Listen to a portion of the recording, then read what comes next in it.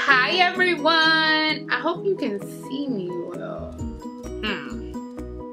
So this video is going to be about the things I wish I had known while or before transitioning. So if I wrote a few things down on my cell phone, so if I reference that, don't think I'm like texting or anything throughout this video.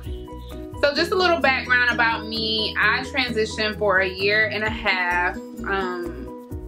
I originally started transitioning in 2012 and then I relapsed, which is hilarious that you call it relapse, but I guess that's what you would call it.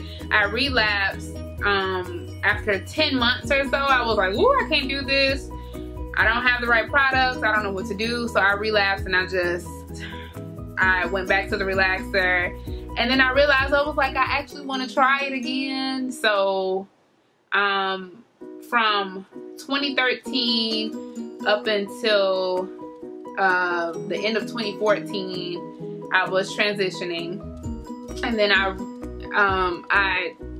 what did I do? I chopped my hair in October of 2014. I think if you guys follow me on Instagram, you saw the pictures that I put up. And it was crazy because it was just an impromptu cut. I didn't have any intentions of cutting it, because if I did, I would have recorded a video.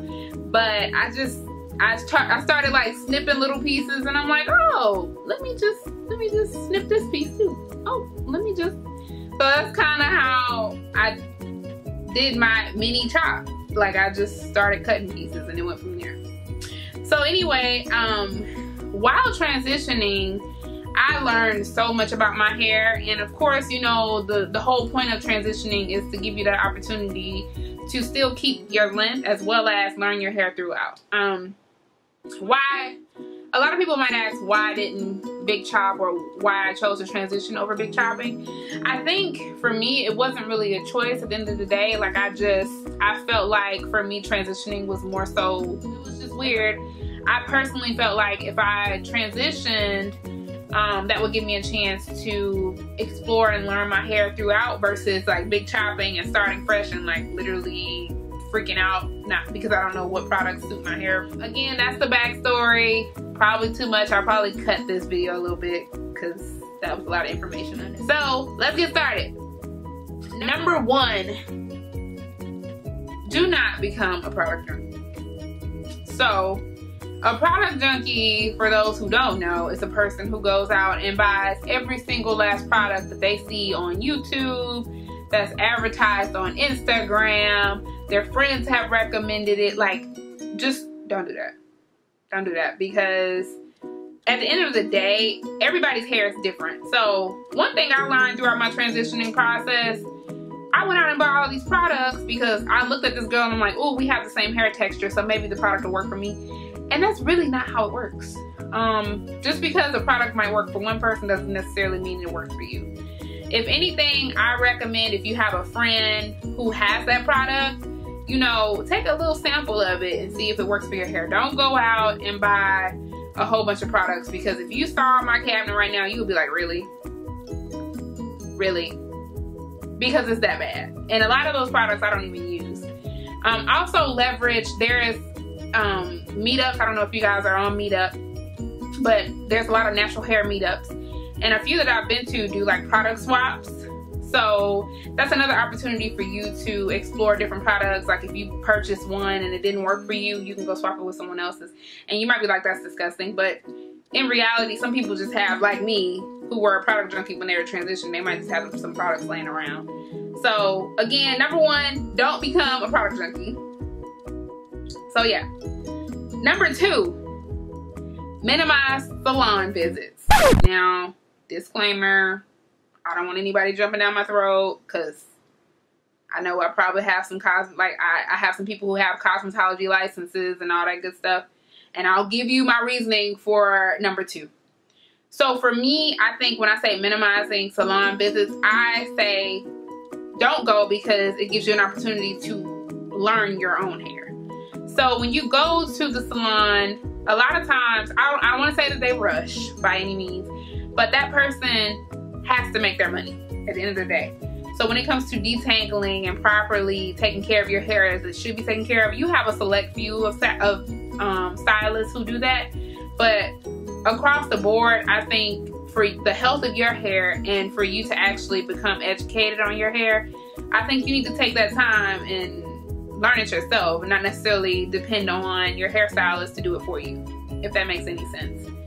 Even if you say you go every 2 weeks and you minimize it to once a month, I think that'll at least help out with the whole, all right, let me explore my hair, let me figure out what works for me and go from there. Like, I don't. Number 3, step away from the heating tools.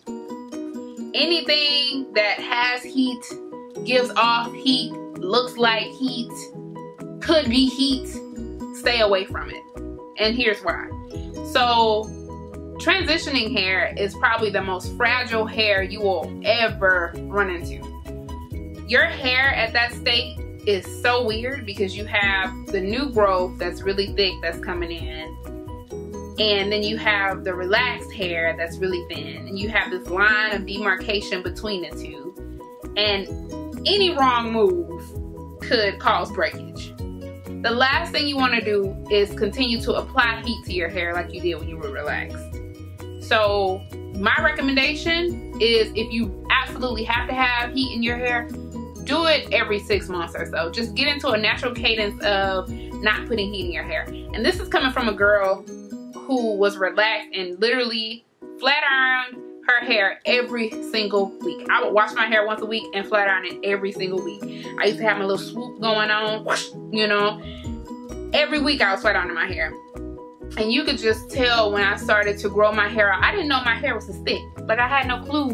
My hair was so gorgeous and just full and of body and just thick like this until I started transitioning. So just step away from the heating tools. It'll be best for you, your hair, everyone. Just hide them from yourself. Put them somewhere. Tell your boyfriend, your mom, your dad, somebody. Take them away. Just put them away somewhere where I won't find them. And there you go. So, number 4. Protect your hair as much as you possibly can. So, braids, sew-ins, wigs, all of that good stuff helps aid in the process of transitioning. And I feel like they're awesome. So that's number 4. Number 5, kind of in relation to all the rest of them, keep your hair moisturized. I cannot stress that enough. Keep your hair moisturized. And what I mean by that is make sure your hair has the right amount of oils, creams, water. Just make sure the hair moisturized. Very important.